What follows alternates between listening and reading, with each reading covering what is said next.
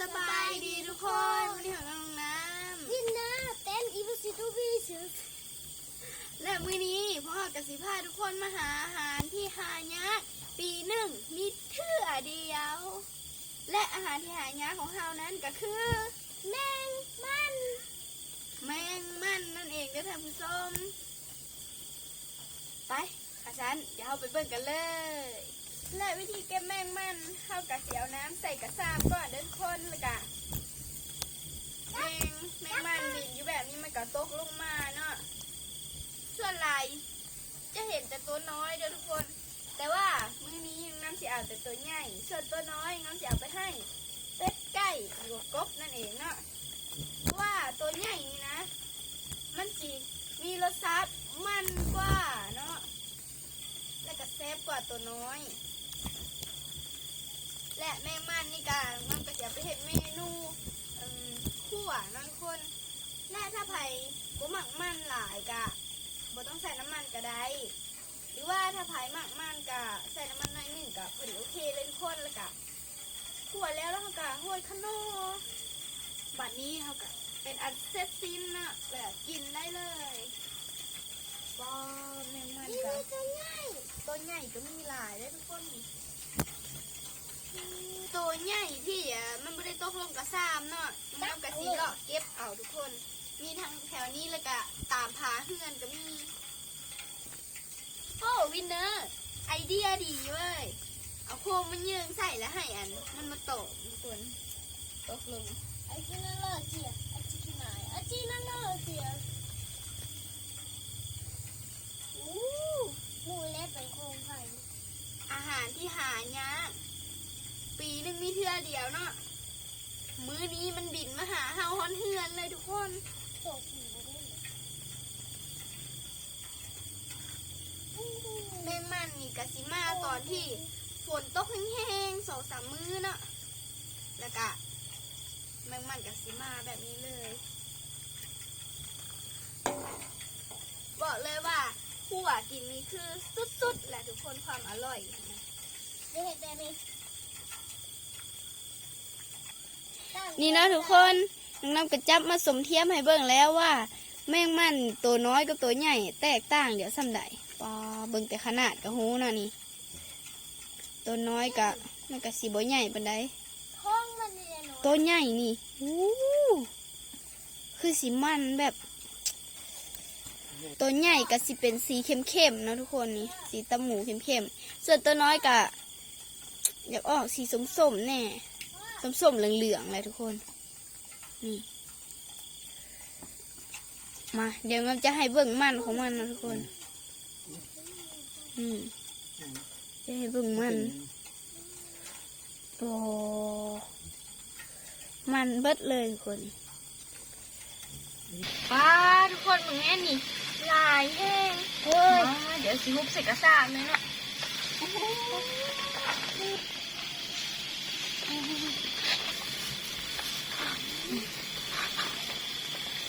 เดี๋ยวเราจะสีล้อให้มันมาตอมดอกไผ่หลายๆมันตอมโฟม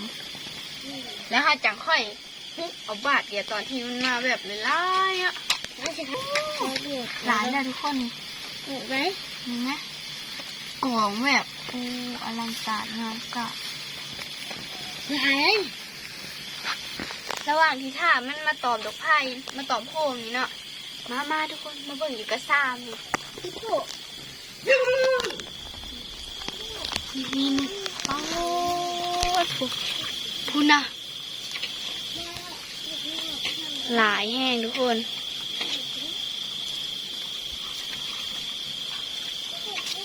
ป้าทุกคนตอนนี้เขาก็ได้หลายแล้วเนาะป้าทุนนะวินเนอร์จิโซทักษะการจับแมงมันทุนนะโอ้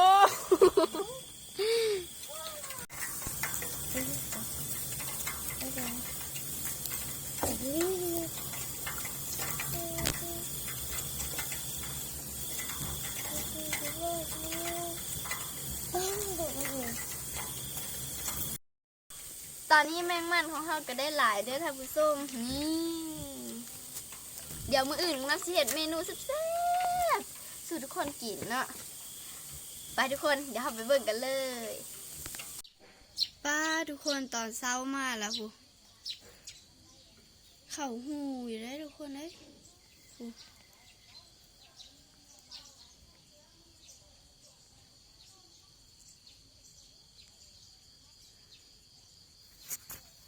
เขาหูไฟเพราะมันไปและนี่ก็แม่งมันที่น้องน้ำจะขวดในมือนี้เนาะน้องน้ำก็เลือกเอาแต่ตัวใหญ่ด้วยทุกคนรู้ไหมได้หลายอยู่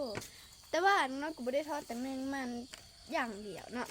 น้องก็สิมาทอดใบขี้หูดพร้อมทอดใบขี้หูดใส่แม่งมันนี่แหละแล้วก็โรยข้าวโพดแซ่บๆเลยทุกคนเลยตอนนี้ก็ไผ่ลุกแล้วเดี๋ยวน้ำชีค้างหม้อค้างแล้วก็เอาน้ำมันใส่เลยเนาะ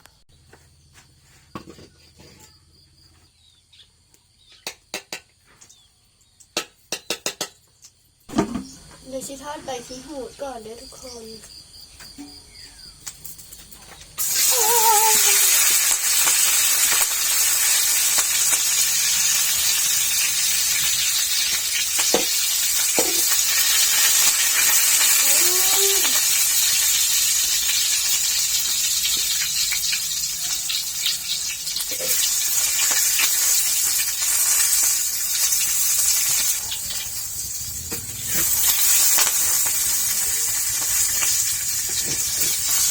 วันนี้เขากับซิมเมอร์ขวบแมงมันต่อเลยทุกคน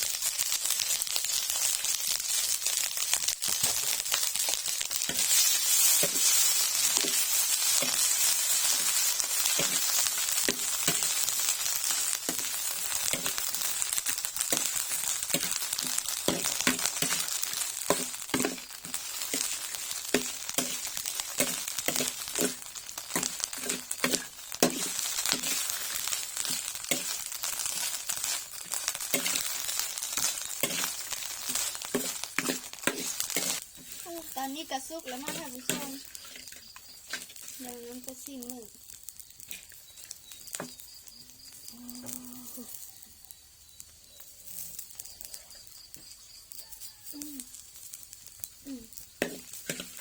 อย่างเนื้อกันเนาะมันมาเลยทุกคนเด้อตักใส่จานเลย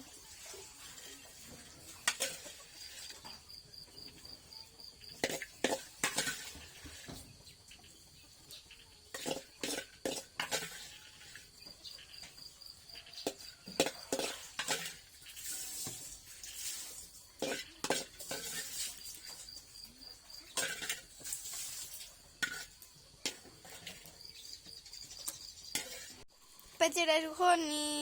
น่ากินอยู่บ่โอ้มีแต่ตัวใหญ่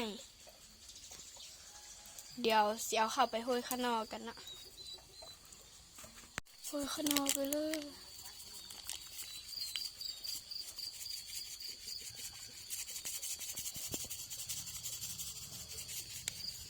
ว้าวล้น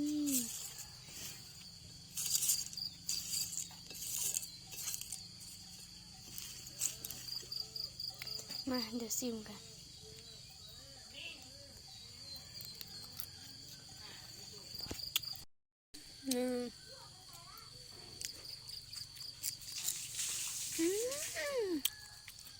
ครับ